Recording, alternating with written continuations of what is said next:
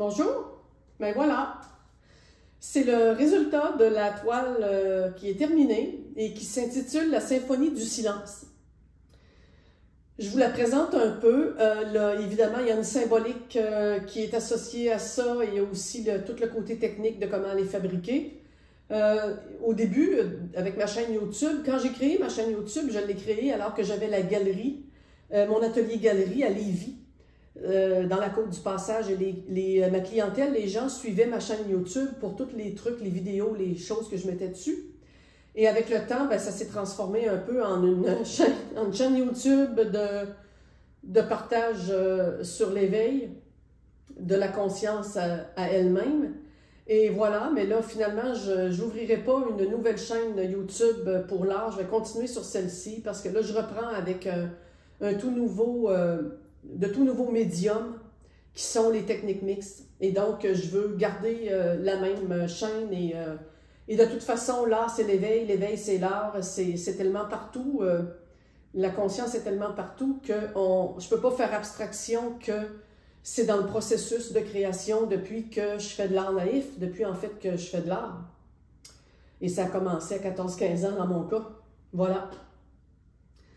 Alors, ben, le thème était le silence parce que c'est ce qui est venu, c'est ce qui était là. Je commence pas mal tout le temps mes toiles par un état intérieur. J'allais dire un sentiment, mais c'est plus que ça. C'est un état intérieur et qui se dépose. Et ces états-là, ben, je les laisse être là. La joie, le silence, l'émerveillement face à quelque chose qui est grandiose et qui nous dépasse. Des fois, c'est ça.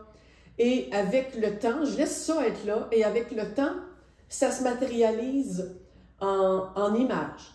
Toujours une première image. Là, c'était la mangeoire à oiseaux. Et là, je me mets à dessiner. Donc, quand j'ai commencé le croquis de mangeoire aux oiseaux, c'était pas nécessairement dans une forêt. Est-ce que je la mets derrière une maison? Est-ce que je la mets dans une cour? Est-ce que je la mets... Ça, les détails sont pas tout le temps là. Et c'est normal parce que je veux pas que les détails... Je veux pas que ce soit mental. Et avec les années, avec le temps, ben, j'ai appris à laisser le processus de création se faire tout seul. Et si vous aimez ça, faire de l'art, dessiner, faire des trucs, mettez le mental de côté et dessinez avec vraiment ce qui vient au fur et à mesure, même si ça n'a aucun sens. Dans l'art naïf et dans ce que je fais, ce que j'aime particulièrement, c'est justement que ça dépasse les limites académiques. Ça dépasse les frontières de ce qu'on ferait normalement avec une œuvre d'art. On dit souvent en art, par exemple, que des feuillages, des arbres ou quoi que ce soit ne devraient jamais tomber à vide. Dépasser le tableau comme si c'était coupé. Moi, je m'en fous. Je trouve tellement que ça fait une belle perspective. Donc, c'est ça, c'est vraiment de laisser aller ce qui est là. Et comme là, je suis en collage, parce que cette toile-là a plusieurs médiums à l'intérieur. Comme là, je suis en collage, ben, je ne sais pas d'avance qu'est-ce qui va m'inspirer. Je fouille dans mes papiers, je fouille dans mes trucs. Là, j'ai dessiné une mangeoire. Je savais que je voulais au moins qu'elle ait une partie en carton collé et une partie peinte. Ensuite, ben là, je me suis attardée à essayer de trouver un oiseau qui ferait bien dans le décor. Mais le reste se bâtit au fur et à mesure. Les sapins, c'est des découpages dans du papier mordoré. Les feuillages sont toutes faits en Prismacolor aussi, incluant la petite fermette. Aussi, ben, il n'y a pas de logique, c'est-à-dire que la bande, ici au centre, est en fait un gros morceau de carton qui est plein de dorures dedans. C'est doré et c'est un des vallons de neige dans tout le vallon de neige qu'il y a en dessous des branches de la forêt. J'aime ça me tenter de la faire comme ça. C'est ça, la liberté absolue dans le fait de créer est très, très... Oh mon Dieu, c'est le fun. C'est tellement jouissif de s'autoriser une liberté totale pour faire une création. Et c'est ça que j'aime de plus en plus. J'aurais pas pu faire ça quand j'ai commencé dans la vingtaine. J'étais graphiste, donc ce que je faisais avec mon art, c'était très aussi illustration pure et dure avec toutes les académies, le point d'or, Là, j'ai même pas... Là, mon oiseau est dans le point d'or, la mangeoire n'est pas du tout dans le point d'or. C'est comme si, avec le temps, la liberté s'impose et ça défonce des barrières académiques qui font en sorte que ça devient vivant. Et ça, au début, je ne pouvais pas le faire, c'était impossible, c'est avec le temps.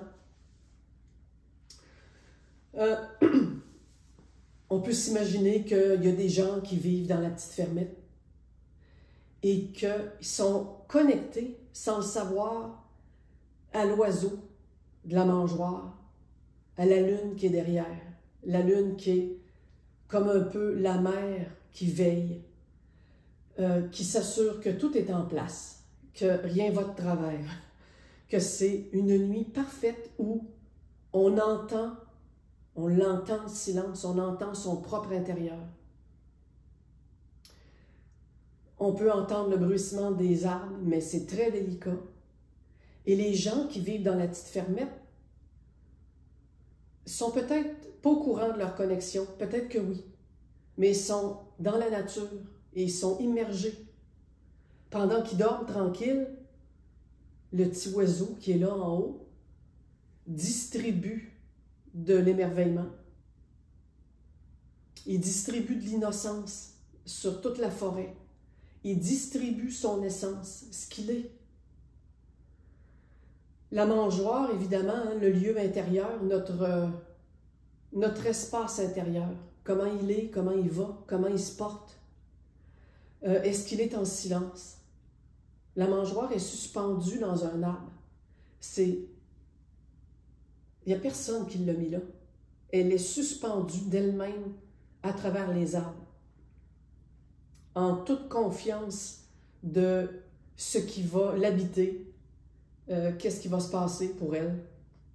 Est-ce que ça va être une famille oiseau? Est-ce qu'elle va être abandonnée? Je veux dire, tous les contes et tous les symboles sont permis là-dedans. Et chacun va y trouver sa propre résonance, en fait. Qu'est-ce que je peux dire d'autre pour le côté technique, pour ceux qui suivent ma chaîne YouTube et qui aiment connaître un peu le processus et les côtés, le détail technique? C'est une acrylique de 12 pouces par 10, donc 30 par 20 quelques centimètres. Pardon. Et donc, comme je le disais, il y a 4 techniques. Partout où il y a du Prismacolor, je mets un protecteur pour pastel, pour fixer le Prismacolor, parce que c'est volatile du Prismacolor, et si je ne le fixe pas, quand je vais mettre le vernis acrylique, ça va fluidifier tout ce qui est Prismacolor et ça va déteindre. Donc, j'applique. Et quand ça c'est fait, je m'assure que tous les collages vont bien tenir, bien coller.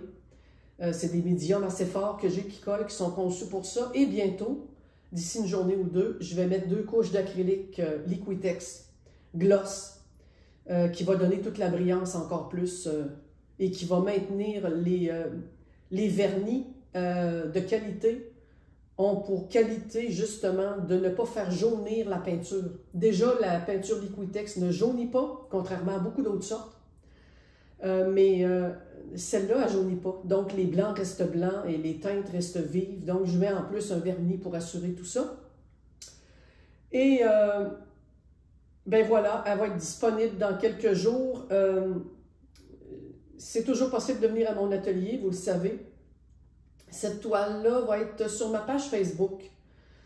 J'ai ma page christinemorancy.com, mais pour l'instant, il n'y a que des liens dessus parce que je n'ai pas le temps de la mettre à jour. C'est long et un peu compliqué, il faut s'y mettre, alors que la page Facebook, je l'entretiens régulièrement. Donc, sur la page Facebook, Christine Morancy, Art Visuel, elle va se retrouver là dans l'album acrylique à vendre. Elle est au coût de 185 $ plus la livraison. Et évidemment, je suis dans le Vieux-Québec, donc je peux me déplacer et vous pouvez vous déplacer aussi pour venir la chercher. Voilà. Alors, la forêt derrière, c'est intéressant aussi parce que c'est un appui. C'est quelque chose de tranquille. C'est la nature sur laquelle on peut toujours compter. Elle est sans faille. Même si c'est souvent impardonnable ce qui se passe au cœur de la nature, dans le sens que on peut rencontrer l'instinct des animaux qui se mangent les uns les autres, qui sont dans une sorte de férocité, mais en même temps, la présence constante de la nature, de la forêt, devient un égrégore de calme et de silence qui permet toute manifestation sans aucun jugement, qui permet que ce soit là, et c'est notre arrière-plan. C'est notre arrière-plan, notre recul paisible dans la conscience que l'on est avant toute manifestation. Et ça, c'est tout le temps là, quoi qu'il se passe à l'intérieur. Voilà. À bientôt.